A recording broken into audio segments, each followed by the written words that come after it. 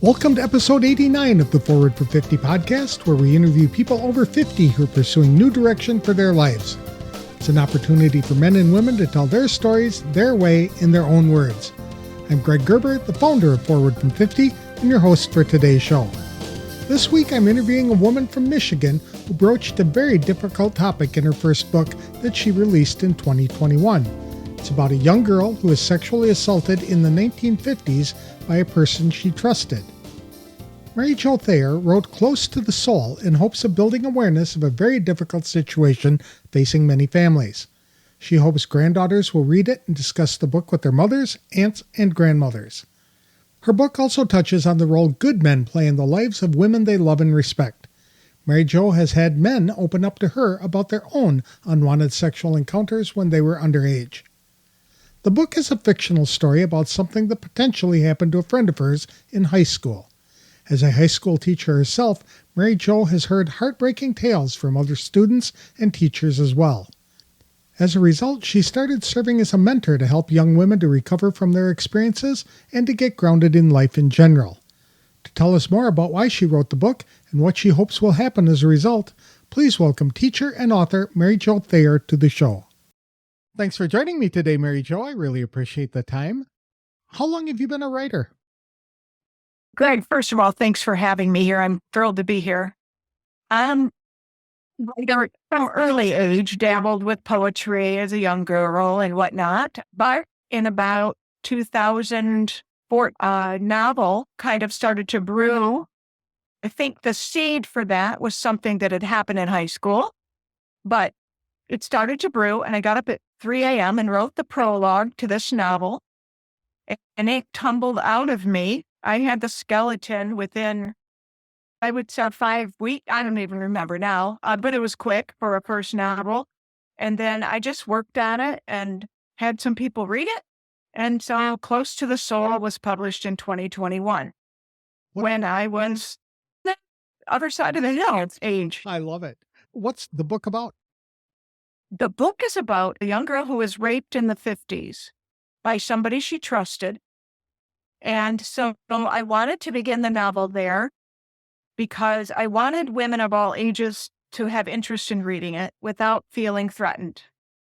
So that granddaughters could read it with their grandmothers or mothers or aunts and maybe talk about it. And so I've had older teens read it, loved it. I've had former students. I've had some students who are post-abortive, and they have read the book. And although it was tough for them to get through, they're happy that I wrote it. I've had parents whose daughters got themselves into precarious situations, either by choice or chance. And so it just looks at a lot of women, a lot of life choices, and it gives all of the men an opportunity to do the right thing, because there are good men in the world. And that's something I wanted to bring about in the story as well. And so it continues to sell well and touch hearts. And I did have an instance with it that I like to talk about because it showed me that the book had nothing to do with me or it wasn't about me. 6 days after the release, we went to the funeral of the mother of a friend. And he came up to us. I did not know him well. He knew my husband better. And he said, "Oh, thanks for coming to Mom's funeral. You wrote that book." And I said, "I did." And he says, "I read it." And it surprised me because anyone who looks at the cover, it's a beachy cover. It's a girl standing on a beach. And I said, "Oh, you did?" And he says, "Yes, I had to read it because that happened to me." So I'm thinking in my head, what happened to this man, or what did he do, or what happened to his wife? And he must have seen the quizzical look on my face, and he said, "I was raped." Wow. Yes, wow. And I said, "Oh, I'm so sorry that happened to you." This was a long time ago, but when I read that was your topic, I knew I had to get that book. And I'm connected with other victims of rape, and I wanted them to have a copy. I said, "Oh, thank you." And he said, "Oh, thank you for writing it. You nailed it. I don't know how you did it, but you nailed how a victim feels." And I said, oh, it's God's work. He said, it is. And I laughed and the hair on my arm stood up and I was just almost speechless, which is hard for me to be. And I just looked at my husband and I had tears in my eyes and I said, this has nothing to do with me. This is God's work. I have to let him work. Exactly. He gives us the assignment and expects us to carry it out. And the reason he gives us the assignment is because it correlates with our natural talents, learn skills and unique life experiences. And they all combine together to form a way for us to serve other people. They do. They do. We just have to be, one, we have to know that. And two, we have to be open to that because it takes some vulnerability to write the story that I wrote. But I had to write it. It just poured out of me. And so I wrote it. It's an issue that impacts a lot of women, and they carry that pain throughout their entire lives. So I appreciate you sharing it and being so vulnerable and allowing other people to dive. It's a fiction book, right? It's not. It is fiction. Okay. It was born from something that potentially happened to a friend of mine in high school. But then in my role as a high school teacher, I've worked with a lot of girls. I stayed home for 23 years, but I taught before that. And then I went back to the high school. And a lot of people would come in my room and tell me things, or I would hear from other teachers about the heartbroken girl, that kind of thing. And now, late in my life, not about 20 years ago, God started to put women in my life who needed a mentor of sorts. I didn't sign up for it, but they started to come to me. And every woman's story is different, but some of the threads are remarkably the same. And this story kind of encompasses some of that.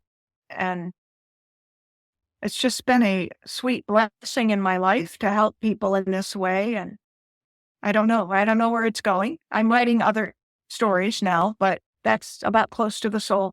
Do you do public speaking on this topic? Not on this topic of rape. I have had the opportunity to speak about some of the issues in the book, mainly with, I would say, people who are pro-life, are very interested in this story. Although I have had some pro-choice women read the book as well and think that it is well done. So they weren't threatened to buy it in any way. And then I do some things with book groups, of course. That's one of my favorite things. If I get a book club to read my book, I love to visit and hear their critiques and just the fun parts of it. And then, of course, sometimes I go around to events at women's conferences or an event called Advent by Candlelight, where they call in guest speakers, and I've spoken at a few of those. Okay. So you're getting out there and getting the message known, right? Yes. You became an educator, but you decided to make that your career rather early in life, kindergarten, I believe. Yes. It's so funny. I don't know why. I just wanted to be a teacher, and I wanted to be a kindergarten teacher. I started kindergarten when I was 4. I had a fleeting moment in 2nd grade where I thought about becoming a nun. It's all Catholic schoolgirls do. And then teaching was always in my heart. So I started to do teacher's aiding in high school, first for kindergarten.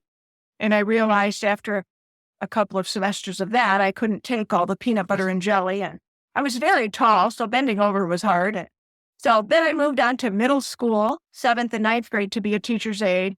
I had open hours that I needed to fill. And I loved that 7th, 8th, 9th grade age. I just loved it. And so I just went forward from there. And the only subject I was good at, English, and got a phys ed minor as a second thought so that I could do some coaching or lead some exercise classes or something. I don't know. Okay. So you, as a teacher, you were working in high schools or in middle schools as a professional? It's interesting. My first job was in New County, and they had 8th grade through 12th grade in one school building, which I think was a woefully bad idea to put some 12-year-olds in with. And Virginia had minimum standards you had to pass to graduate. So there would be some 12-year-old girls in school with some boys that were hedging toward 20. Mm-hmm. It just but they've changed it now. They built new schools or things, but that was back in the day. And so I had some 8th grade English classes in 9th grade. And then I graduated and got 9th grade and 10th grade the next year.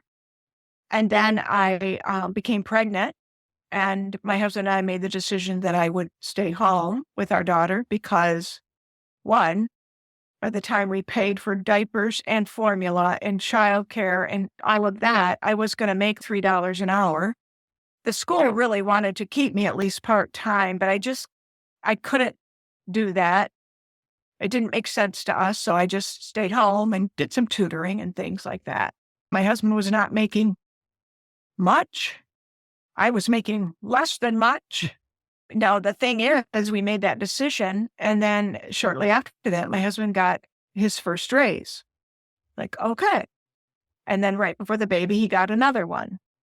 So we did it. That's a God thing. We did it. You are the youngest of 8 children. What was it like growing up in a family of that size? I have a different perspective than my siblings would have because I was a big surprise. My sibling that's next closest to me was 7 when I was born. So I would say he's maybe the true baby of the family. People are surprised to learn that I'm the 8th of 8 because I act more like a firstborn. There's that book, the birth order book. But so for my advantage, I found myself always struggling to fit in. Where was my place with all these big people? And in essence, I had way too many parents telling me what to do. From my experience, whatever their intention was, I don't fault them or anything. It was my little girl experience that I was criticized constantly and not welcome. And it's so interesting because as a child, like intellectually, that couldn't be true, but emotionally, it was very true. And I was a big observer. And I would say I learned a lot what to do and what not to do from the elders. I was an observer in the neighborhood. The kids that were closest my age were a few too many blocks away for me to go on my own. So it was either little kids or these teenagers and beyond that. So it was just an interesting journey, my life. I love my family very much. I was closer in age to my nieces and nephews, some of them. I had some that were older than I was. So I would enjoy playing with them and everything, but I didn't fit in there either because they had their own sibling group. And that was my experience. A big family, a big rowdy, partying family. We had a lot of fun. The next closest sibling to you is 7 years older. How old was the oldest sibling? She was 23. 23 when you arrived. And she and my mother were pregnant together. She was pregnant with her 4th baby, and my mom was pregnant with me. And truthfully, I don't think either one of them were thrilled to be pregnant at whatever stage they were at in their lives. It was a lot for both of them. But you loved big families. You had a rather large family of your own once you got married. Oh, no, 4 kids is a lot. It seems to be. We've got a couple little babies in heaven too, but I'll see them someday. But yes, I guess by the typical population replacement level, we have a big family, but it doesn't feel large. It feels right, and we would have welcomed more. Okay. You decided to be a teacher in kindergarten, but you also made a decision about your spouse rather young or early in high school, right? Yes. Oh, out of the romantic. I was looking for love, and one of my brothers who passed away pretty young anyway, we can get to that if you want. But so Steve and Susan were high school sweethearts, and she came to family Christmases in high school, and I just thought the world of her, and they had a really good marriage, the best marriage in the family, I would say. And so I wanted to emulate that, and she was a cheerleader, and I was a cheerleader wannabe, and always a little boy crazy. I think because of the older and the things I observed and maybe some of the TV shows that I wasn't supposed to watch, but I hid behind the rocker to watch them, those kinds of things. I had an interest in having a relationship. And so, and my mother was older when I was born, my dad older than she, and they were tired. And so they didn't put up a fuss too much when I had little boyfriends in middle school or wanted to meet them for pizza. Could have held me back a little bit. But anyway, yes, in 11th grade, a boy that I had been admiring since freshman year, because I saw him play on the baseball field and he was really cute. I came back from teacher aiding and he was in my Algebra 2 class. And I thought, it's my lucky day. And somehow a friend of mine was dating a friend of his and got information about him over its high school nonsense. And he asked me to homecoming our junior year. And so we were going together, as you will. And then my parents thought when I went off to college, it would be a good idea to date other people. And so I broached that topic with him and he said, okay. And he wasn't going to college at that time. And anyway, here we are married. And so we've been together over 49 years and married for over 43. We're still dating. You're still dating. I love that perspective. 43 years. That's really cool. So congratulations on having a surviving marriage. Not frequently do you see a lot of people being married 40 years or longer these days. So that's good. That's a testimony. We're very fortunate. What else have you done after you turned 50 that has taken your life in a new direction? I understand you're embracing some new activities. I am. One of the things I did before I turned 50 is I listened to a speaker, Christopher West, on the theology of the body. It's the philosophy of the human person as taught by John Paul II. And it just resonated with me. It put it all together. How I'd been feeling or thinking, and my philosophy is, oh, this is it. This is why. And so I started to become a speaker on that topic, which led me to becoming a director of religious education somewhere, and then eventually through reading a lot of books, I became a theology teacher at nearly 50 without a theology degree. But due to the books that I have read, and the school tried me out as a long-term sub and decided I was the girl, the candidate to take the character and morality classes. Really, after 50, I was teaching. And then we moved to Grand Rapids. And I decided not to teach, but I started to teach I started a book club for women, and I started to do more speaking there about different topics anyway. And then, it bloomed from there. And then when my husband retired, he's a golfer. And I had his mother's clubs, and people would say, are you a golfer? So I started to go with him golfing and keeping a score and watching him golf. And every now and then I would try to hit a drive or a putt. Putts were good, drives were bad. And those 3-woods, I want to kill my 3-wood. After he retired, I started to go more. He encouraged me for years to take lessons. So I took 3 lessons from his pro, and my golf game went from bad to worse. I was mad about it. But the golf pro had talked me into getting new clubs because the clubs I were using were like 35 years old. And she said, these are too heavy. These are too short. You need to go get men's clubs. You're strong. You're tall. You need tall men's clubs. Just trust me. Go get these new clubs. John said, go get the new clubs. So I did. And then I started getting better. I started to relax. It's like I'm putting it together. And John was like, you can play this game. You can play this game. So I started out, if I could hit in the 70s for 9, I was thrilled. And then if I could hit below 70, I was more thrilled. And last year I was golfing in the 50s. I even had a 48 once, maybe with a couple mulligans. But so golf, I've taken on.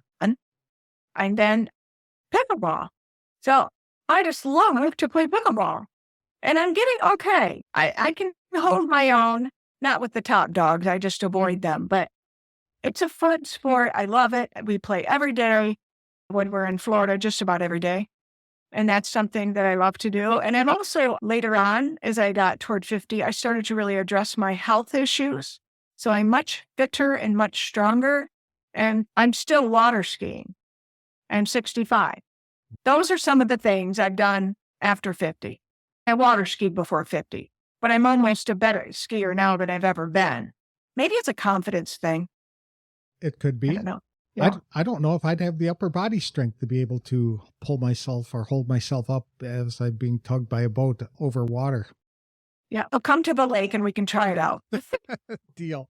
I like that you were a theology teacher. Were you teaching in public or private schools?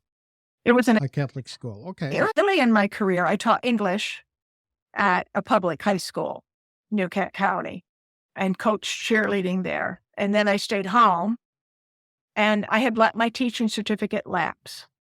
So I went back when one of our babies was about 1.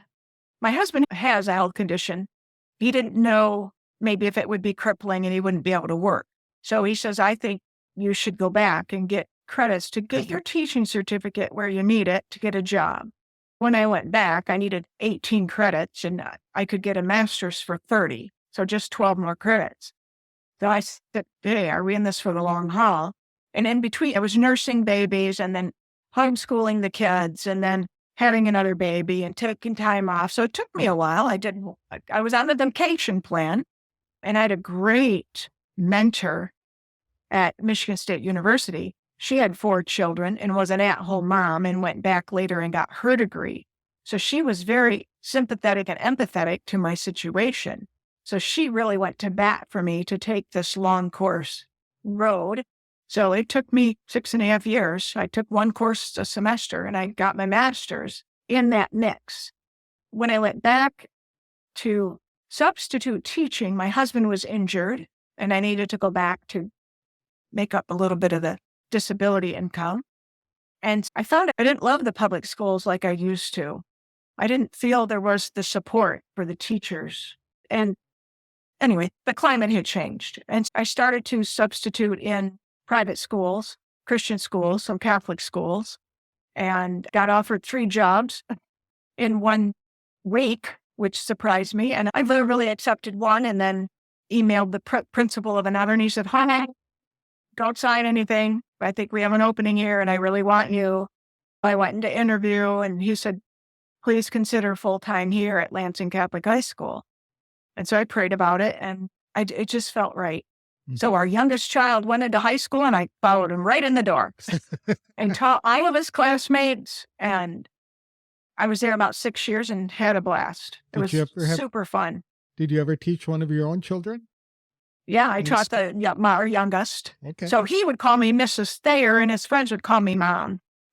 That's too funny. Yeah, I really loved that time. And I taught tough things, theology, right? So we had speed debates on all kinds of topics. And what is a speed debate? So I would have one of those little bells at the store, the ding dong.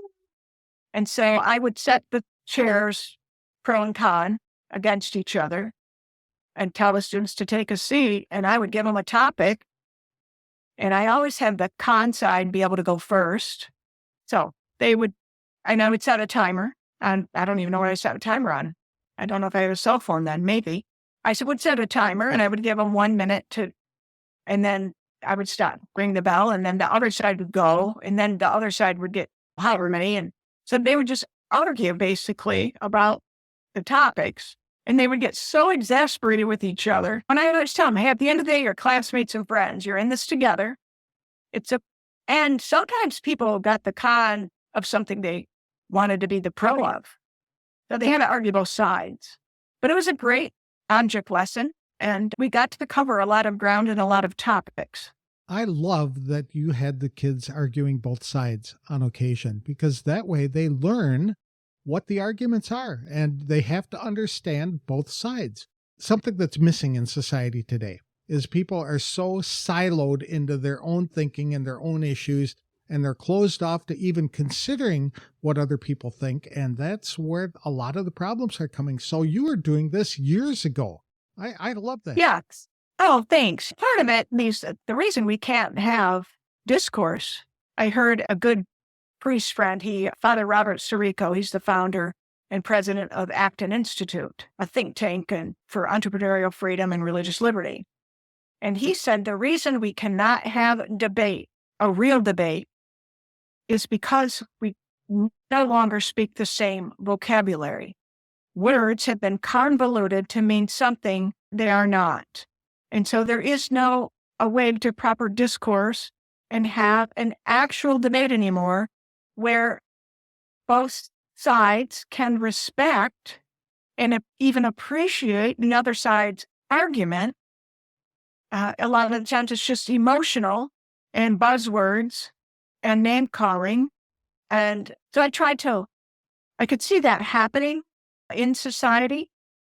And I wanted them to have an opportunity to at least get a taste of what it's like to listen to somebody else. I bet you had some amazing discussions in class. Did it carry over to your dinner table as well?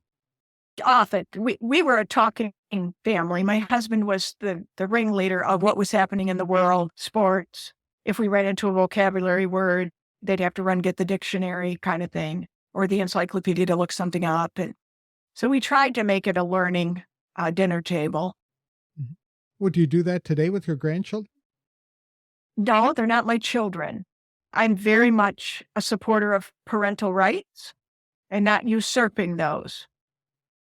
And because all of our children and grandchildren are not following the exact same path that we raised them, I'm not going to upset their family life and introduce topics that maybe they're not ready for, or they haven't discussed, or we have free discussions, the adults around the table, occasionally an older child will be present, and that's fine. Those are their parents. Their parents are present.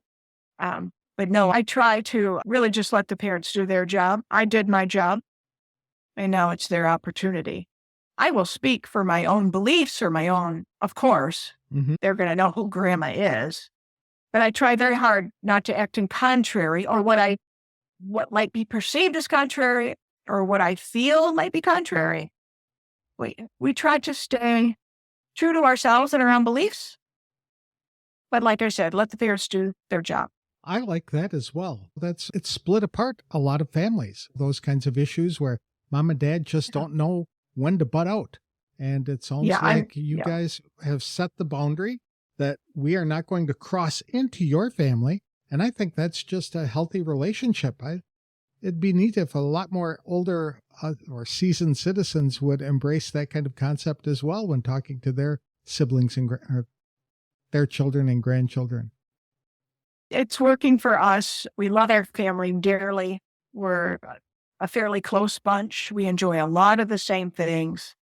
Our children are very good parents.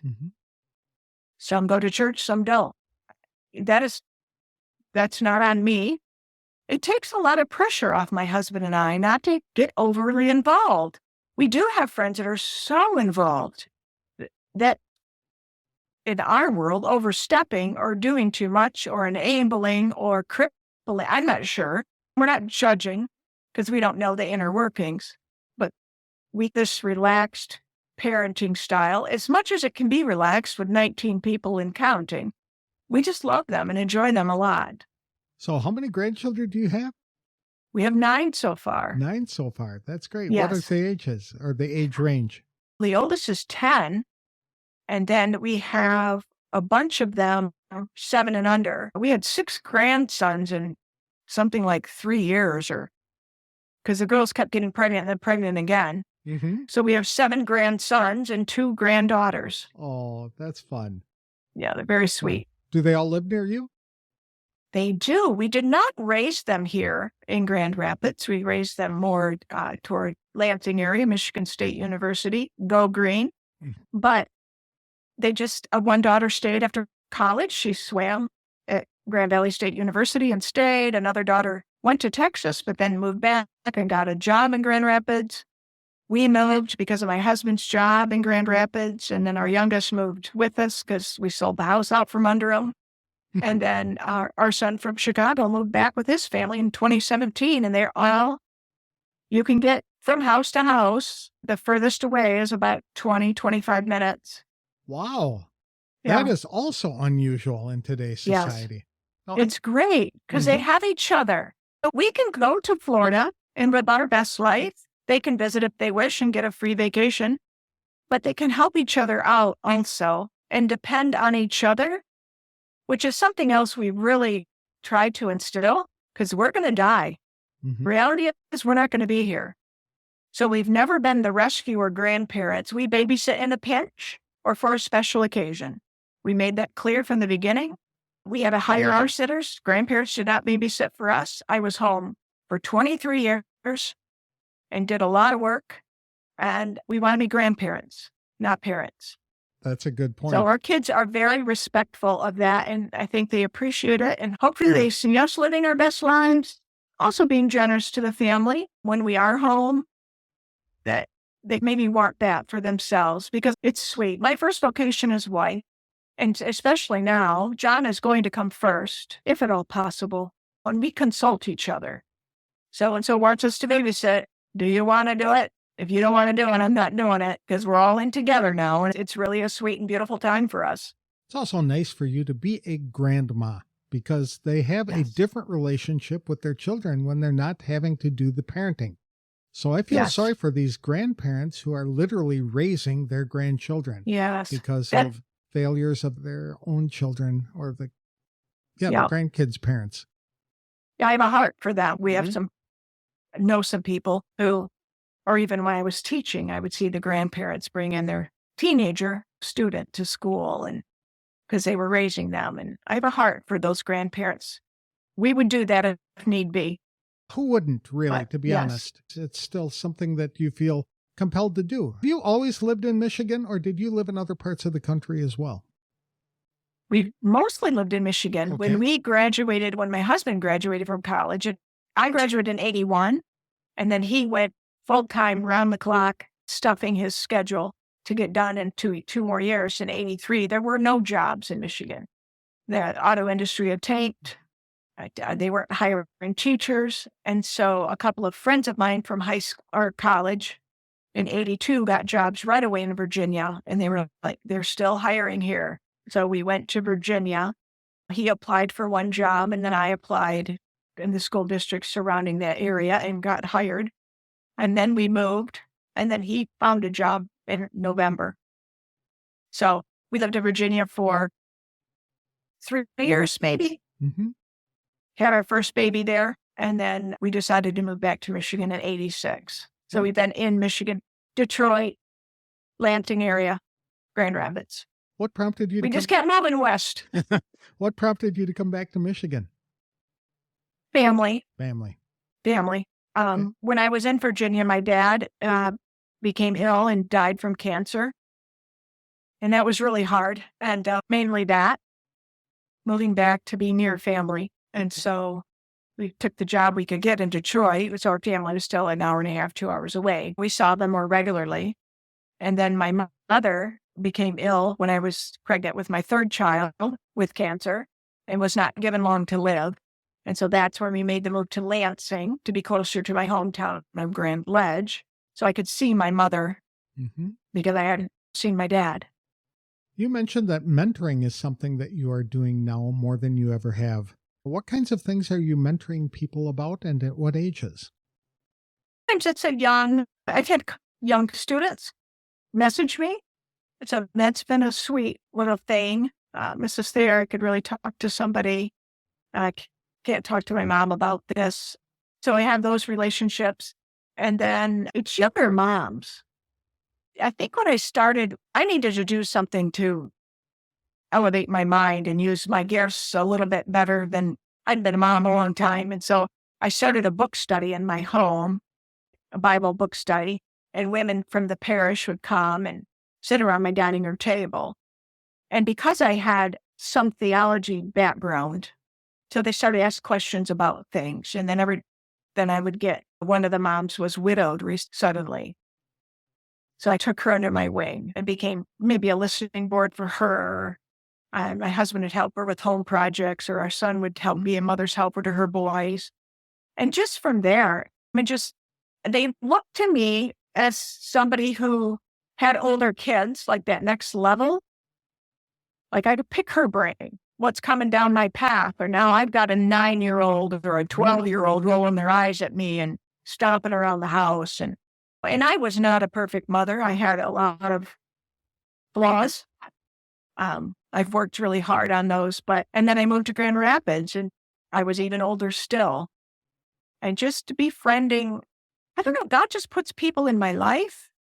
A single mom with 4 kids joined my book. So we became friends, and I have a huge empathetic heart. I'm an empath. I really feel for people. It's so just different women, little conversations.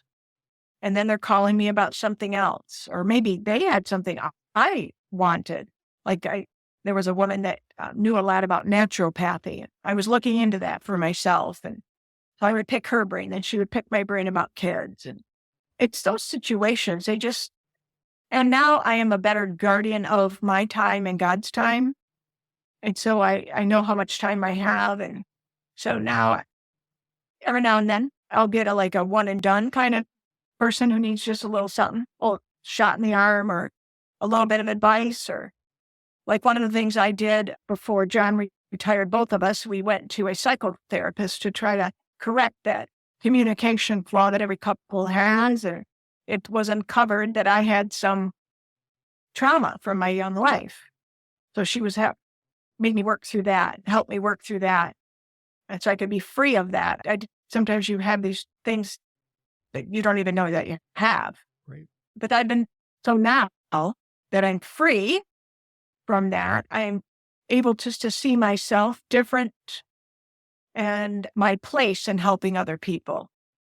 In the past, I can see where maybe I overstepped, gave too much pointed advice instead of more of the listening ear. And I don't know. God just puts people in my life, and if I can help them, I'm going to help them. I like that you're helping young mothers. That's one thing that drives me crazy about churches today is when they do the small groups, they separate them by ages. So these are the young parents. So they put all the young parents together, but exclude the grandparents who are very experienced at raising children and can tell them, like you said, all right, here's what's coming next. Get ready. And so I like that you are involved and able to do that to younger people. It's a win. It's good for me to use God's time in that way. I've become more prayerful, which is a good thing.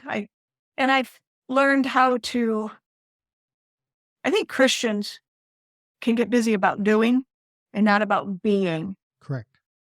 So these mentoring things where we can just sit and chat and be friends and connect as women and hardship and all that, it's a chance to be.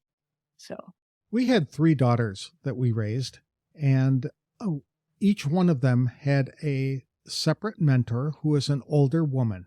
Oh, wow. We liked those relationships and encouraged them because it was like they listened to them where they wouldn't listen to parents, right? Yeah.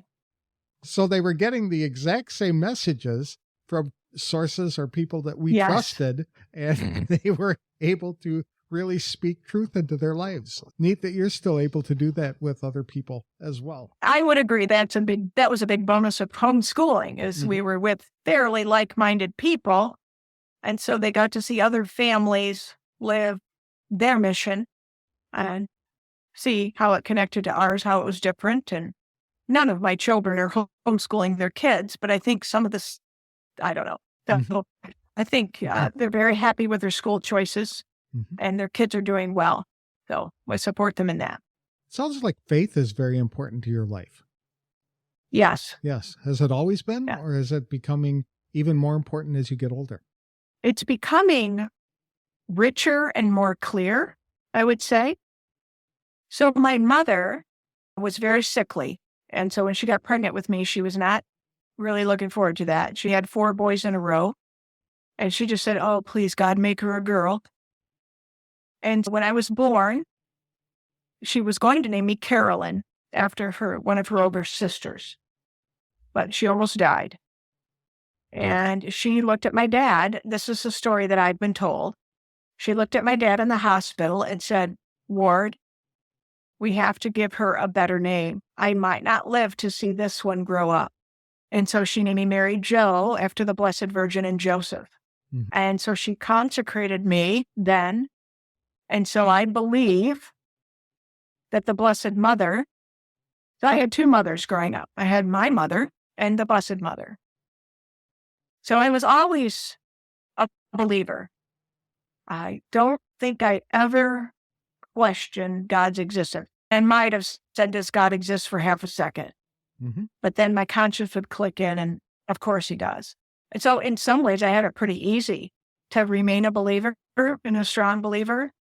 And then the more that I practiced my faith, the more that I read about my faith, and then I became a teacher of the faith.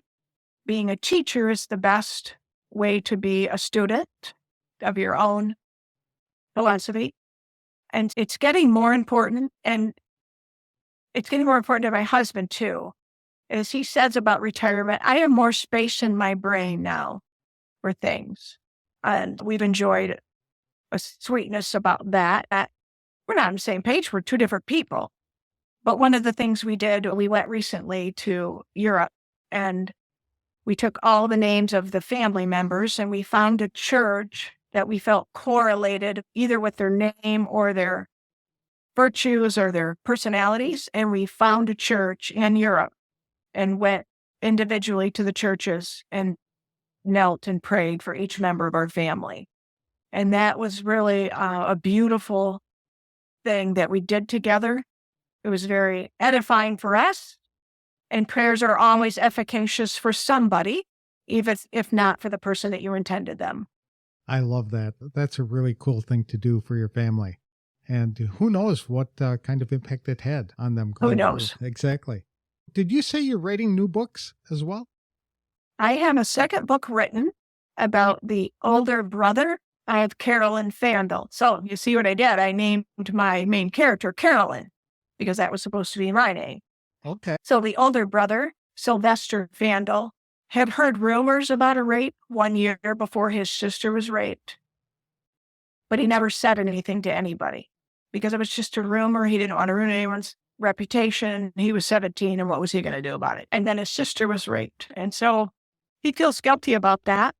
And there is a drinking problem in the family line. And because of his own questioning of his worth or his value or his life, or he has some other things happen with young women or two young women in his life. And so he just really begins to spin. And so that story is about him, currently titled Running Out of Sand. He's a runner on the beach. He likes to run on the beach. He was a really good sprinter in high school and a great football player. And so Running Out of Sand. I have it completed. The publisher or editor likes it. I've got some work to do because I'm not a trained novelist. Like the first book fell out of me. She loved the story. It's a mess. I had a lot of work to do, and then I fixed it, and it was a #1 bestseller and won 3 literary awards. So now I've got that hanging over my head. The bar has been set. She believes the second story can be better than the first. So I am working hard to make the readers really happy. But it takes me a while because I will always let my husband, my family, and people take up my time. I will always let God's people take my time. So writing is a secondary thing. I do most of that in the summer at the lake or in the winter in Florida. I don't do a lot of writing in Grand Rapids because this is where our life happens, our volunteer work, our family, friends, things. What do you like most about fiction writing? Oh, gosh. It takes the pressure off because you're not writing about yourself or people you know necessarily, although you do weave things in. I didn't grow up with my family, but I wrote a really cute story in the first book about my brothers fighting and one of the brothers getting his fingers dislocated because I had heard that story so many times. I read that scene in. So that's fun, but you have to be careful because you have to be careful how you tell it because sometimes people don't like the way you told the story, even though it's fiction. I like how it's like a living animal. And that animal can run this way or that way. And one of my most delightful surprises is when the story takes a turn I didn't plan. And I'm like, oh my gosh, I can't believe this is happening. And then it happens, so I have to write it. So that's one of the fun parts about writing fiction is it can go any way the wind blows. Exactly. That's good for you for doing that. I've done both fiction and nonfiction. It's easier for me to write in nonfiction, But interesting. You're right. It is less confining to do whatever you want in fiction. So that's, yes. Yeah, Yes. But harder for some and more difficult for others. exactly. Yeah. How can I think I would be too clinical if I did nonfiction writing, but who knows? How can people get in touch with you if they wanted to either talk with you or get one of your books? Oh gosh, of course they're always available on Amazon, any local bookseller. There's an ISBN number. You can order it anywhere. Connecting wise, I'm on Facebook as MaryJoThayerAuthor.com. I don't take friend requests from people I don't know on my personal page. I am on Instagram, Mary Jo Thayer Author, and I have a website, MaryJoThayer.com. That's about it. You can visit my website. I will tell up front, I have a blog, but I don't go to it very much. I haven't written in it a lot, but it is there.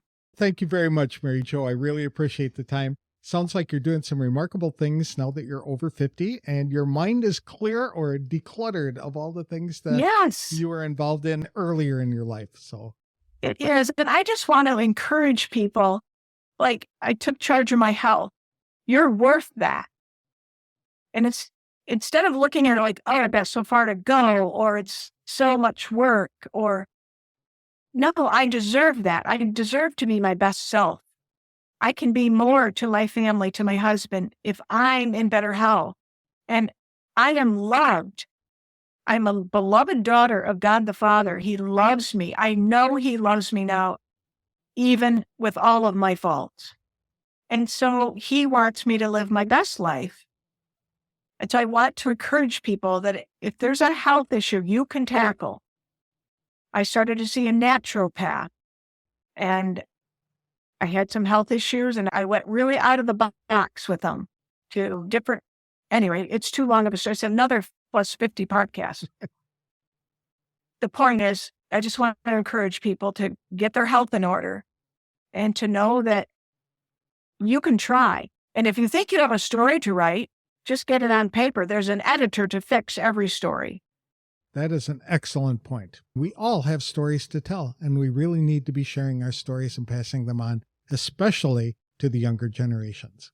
So thank you again for your time. I really appreciate it. Oh, thanks for having me. It's been so much fun. I appreciate Mary Jo Thayer for sharing her story with me today. She is certainly not shy about approaching a topic that has had devastating consequences for millions of children over the years. Mary Jo grew up as the youngest of 8 children. It was a challenging environment for her because when she was born, her other siblings ranged in age from 7 to 23. Mary Jo said she grew up with way too many parents. As a result, she developed characteristics more closely resembling a firstborn child. In addition to becoming a writer after 50, Mary Jo also became a theology teacher, even though she doesn't have a degree in theology. She found purpose in teaching Bible studies as well. When teaching theology classes, Mary Jo would set a timer and require students to engage in speed debates. To help ensure they were able to understand both sides of an important issue, she would assign students to debate the issue from a perspective with which they may not agree. For recreation, Mary Jo tried golf but really fell in love with pickleball. In fact, she's still water skiing even at 65. Mary Jo believes it is critical for seasoned citizens to stay healthy, and she tries to model that lifestyle for others. Mentoring remains one of the big driving forces in Mary Jo's life. She makes herself available to youngsters who want her advice on issues they can't yet discuss with their parents. But her passion for mentoring extends to women who are new mothers and those who have lost spouses as well. Mary Jo is writing a sequel to Close to the Soul, which will explore the same situation from the perspective of the victim's older brother. She hopes to have that book released yet this year. To connect with Mary Jo, visit her author website at www.maryjothayer.com or look for her on Instagram. That's all I have for this week's show. If you'd like help in identifying a purpose for your life and to get help planning your next steps, I'm offering a complimentary brainstorming session to members of the Forward from 50 Facebook community. For details, connect with me on Facebook or visit www.forwardfrom50.com. I was delinquent in posting a bunch of interviews over the holidays, so we're going to double up for a few weeks. That means I'll have another inspirational interview on the next episode of the Forward from 50 podcast. Thanks for listening, and if you like the show, please consider leaving a review wherever you download the episodes.